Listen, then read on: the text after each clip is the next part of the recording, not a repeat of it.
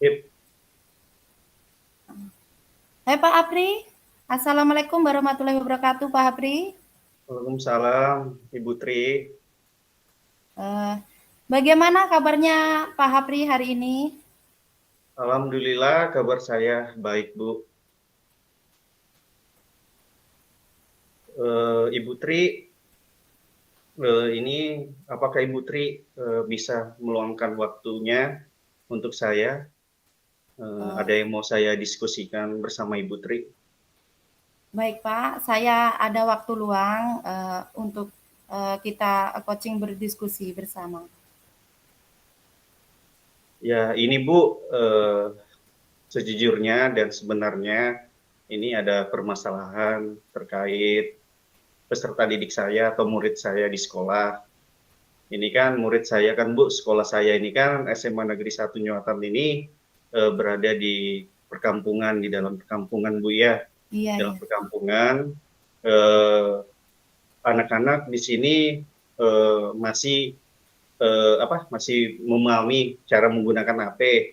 Ini pada saat saya melakukan pembelajaran dan pemberian tugas, nah anak-anak ini eh, masih bingung menggunakan HP eh, saat saya ingin menyuruh mereka membuat tugas bahan presentasi di kelas. Nah, anak-anak di kampung ini kan Bu, jarang sekali ada yang menggunakan HP. Kebanyakan anak-anak di sini pintar menggunakan handphone.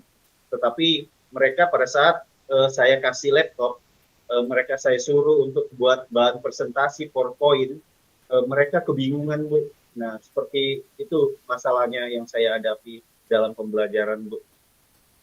Eh, Baik Pak, tadi Bapak kan bilang nih masalah anak-anak nih yang tidak bisa buat PowerPoint di dalam kelas. Nah, dari eh, permasalahan tadi, apa Bapak sudah menelusuri dari masalah ini, Pak? Ya, Ibu, terima kasih, Ibu Tri.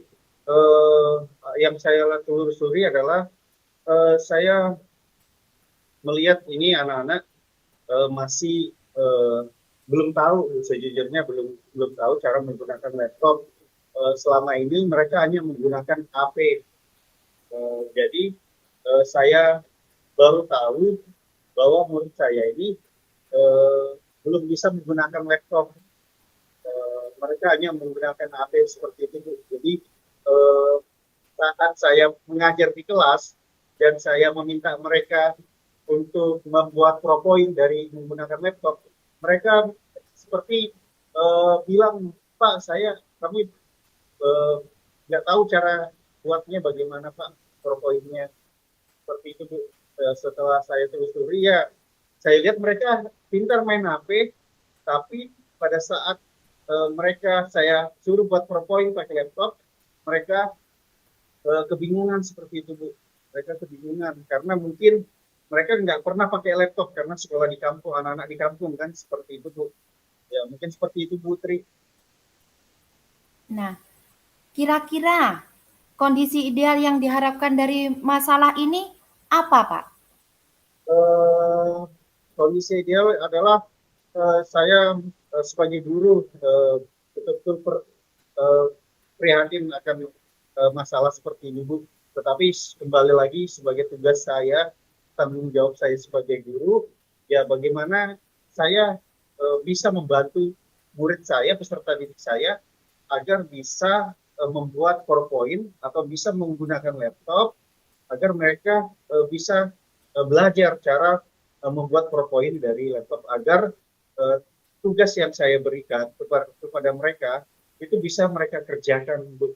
Seperti itu Putri. Nah, baik, Pak. Apa eh, yang sudah metode Bapak lakukan yang sudah berhasil di dalam kelas, Pak? Ya, terima kasih Putri.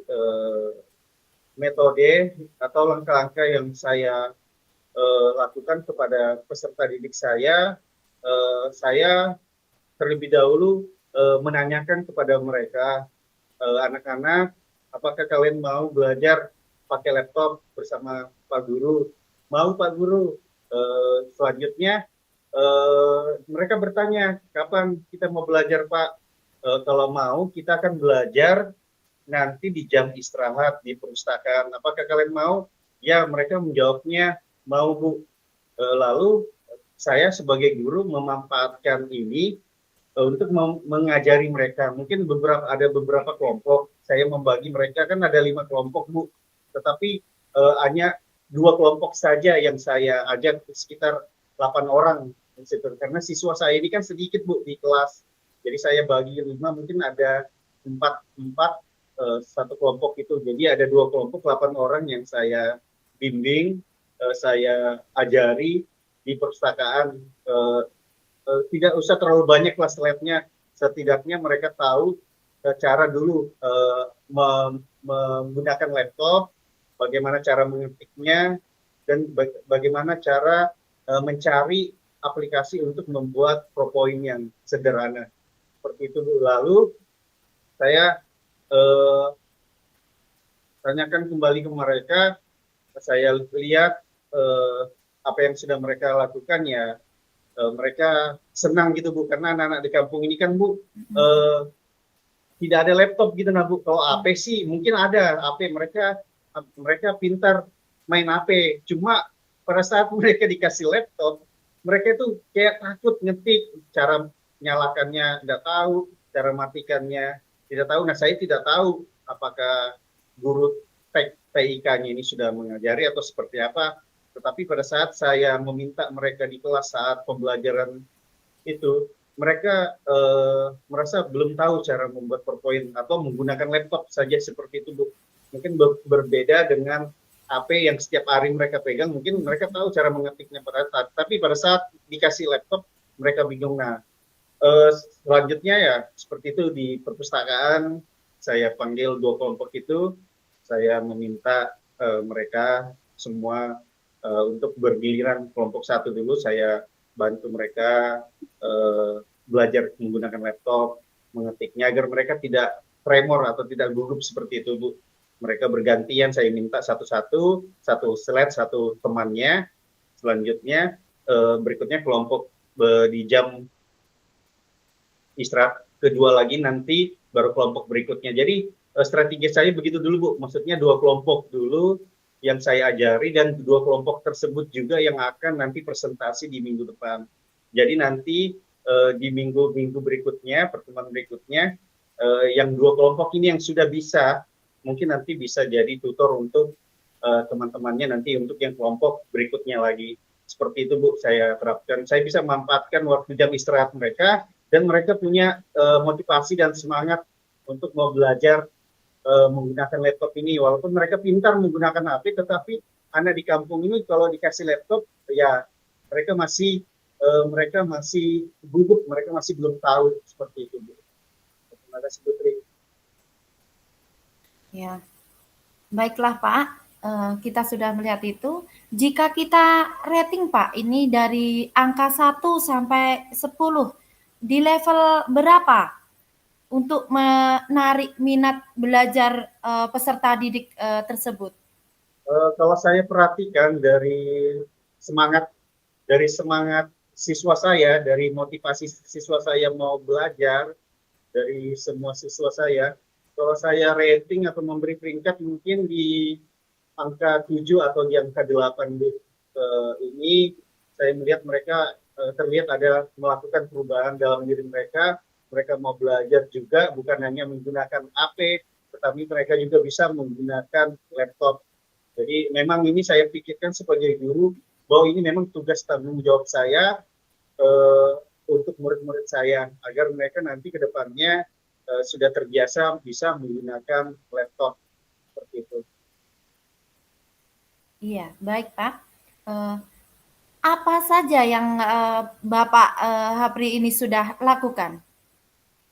Yang saya lakukan ya, saya sebagai guru tentunya tidak sendiri Bu Tri. Saya punya rekan-rekan guru, teman sejawat yang selalu membantu, selalu bisa mendengar apa yang saya katakan ke mereka. Saya bercerita, saya minta agar saya sama guru guru-guru bisa berkolaborasi bahwa uh, pentingnya anak-anak kita mengajari uh, cara menggunakan laptop. Jadi teman-teman ada teman juga guru memang yang selalu menggunakan PowerPoint saat mengajar di kelas.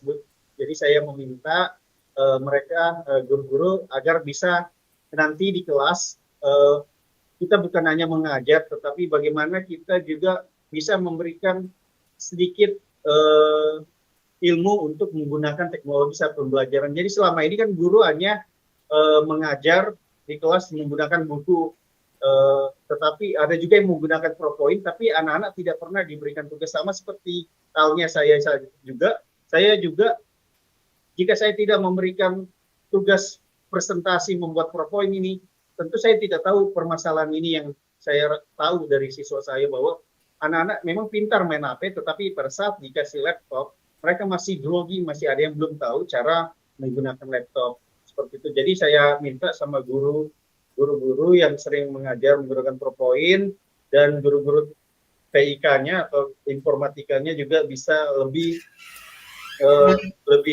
fokus, lebih detail lagi, lebih bagaimana yang menjadi kebutuhan anak-anak, menjadi kebutuhan pentingnya mereka dalam belajar, terutama menggunakan teknologi atau laptop, bukan hanya HP seperti itu. Jadi saya berharap anak-anak murid saya bahwa alat-alat belajar teknologi itu bukan hanya dari HP, tetapi juga bisa dari laptop. Seperti itu, Bu Tri. Baik, Pak. Dan bagaimana langkah-langkah Pak Hapri selanjutnya? Langkah-langkah selanjutnya ya saya meminta kepada peserta didik kalau mau belajar menggunakan laptop bisa datang ke ruang guru di jam istirahat, bisa belajar di lab komputer. Kami punya lab komputer, Bu, tetapi lab komputer ini hanya digunakan pada saat ujian-ujian sekolah seperti itu, Bu. Tapi kita tidak tahu anak-anak ini kan kalau menggunakan laptop, PC, mereka sudah tahu diajari anunya, cuma tidak tahu cara matikannya, nyalakannya, cara seperti itu, Bu. Jadi saya meminta ke guru TIK juga bisa memanfaatkan lab komputer ini, tetapi bukan di jam pelajaran saja, tetapi mungkin bisa saya meminta agar lab komputer ini bisa dimanfaatkan di jam-jam istirahat, bisa membantu membimbing murid-murid kita agar lebih bisa mengenal laptop atau PC, keyboard gitu, cara mengetik, cara membuat PowerPoint. Jadi saya minta ke guru TIK-nya, informatikanya, kita harus mengajari anak-anak yang menjadi kebutuhan utamanya nanti untuk mereka bisa aplikasikan di kehidupan sehari-harinya nanti pada saat mereka keluar dari kampung, ada yang mau berkuliah, mereka sudah siap, mereka tahu cara pakai laptop, mereka tahu pakai laptop seperti itu. Tambah lagi Putri, saya juga meminta ke guru-guru lain juga. Jadi jangan hanya memberikan tugas hanya berupa kalimat, tetapi bagaimana kita memberikan tugas ke anak-anak yang mereka bisa memadukannya menggunakan teknologi, seperti mereka bisa presentasi di depan menggunakan PowerPoint. Seperti itu, Ibu Tri. Jadi siapa yang membantu peran Bapak ini? Yang membantu peran saya, Bu, ya. Yang membantu peran saya selama ini tentu pasti rekan sejawat, sesama guru di sekolah, karena permasalahan ini bukan permasalahan satu guru saja, tetapi menjadi permasalahan semua guru. Jadi kami sadar memang sekolah kami di kampung, anak-anak juga terbatas dengan kemampuannya. Itulah sebabnya kami berkolaborasi, kami bisa bekerja sama bahwa anak-anak di sini memang pintar HP, tapi belum tentu pintar menggunakan laptop. Jadi kami meminta ke guru-guru agar bisa membantu siswa menggunakan laptop, apalagi laptop guru kan banyak, ada juga bantuan-bantuan dari pemerintah, itu bisa kita pakai untuk mengajari anak-anak menggunakan laptop seperti itu, Ibu. Kira-kira berapa lama dalam menyusun rencana ini, Pak? Menyusun rencana ini biasanya menyusun rencana ini saya lakukan dalam seminggu kemarin, Bu. bersyukur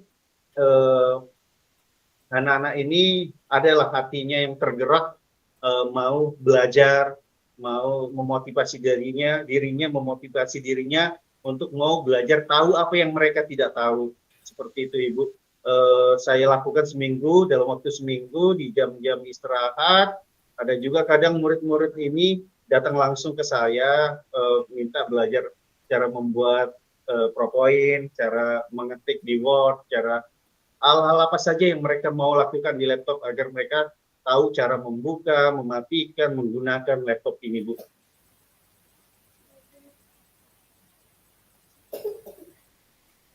Komitmen apa, Pak, agar berjalan dengan baik? Komitmen yang saya lakukan adalah saya berharap di sekolah ada kami akan bisa membentuk seperti komunitas digital gitu, Bu.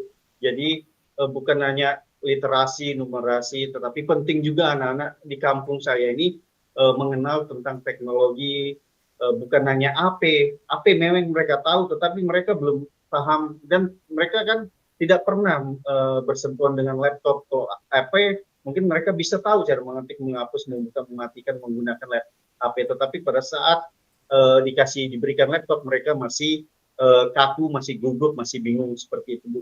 Yang komitmen saya bersama rekan guru-guru di sekolah, kami siap membantu siswa-siswa yang mau belajar menggunakan laptop, yang mau belajar memanfaatkan laptop sebagai media pembelajaran dan terlebih bisa membantu mereka dalam mengerjakan tugas. Dan diharapkan anak-anak, walaupun sekolah kami di kampung, anak-anak sudah tahu cara menggunakan laptop.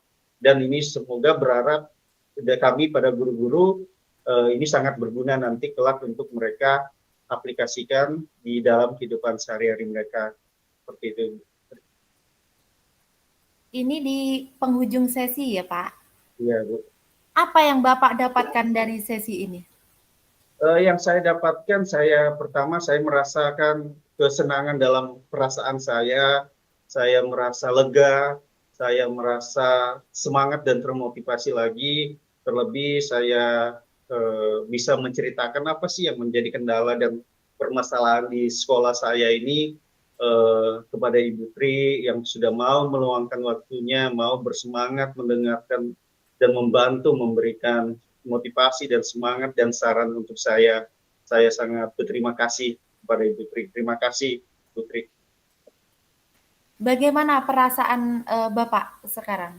Perasaan saya pertama, saya merasa lega, saya sudah merasa pikiran dan permasalahan yang ada di otak saya ini sudah hilang, saya sudah bisa menceritakan semua, dan saya merasa beban saya sebagai guru sudah hilang sedikit, dan saya harus tetap bersemangat, saya harus tetap fokus dalam mendidik dan mencerdaskan murid-murid saya.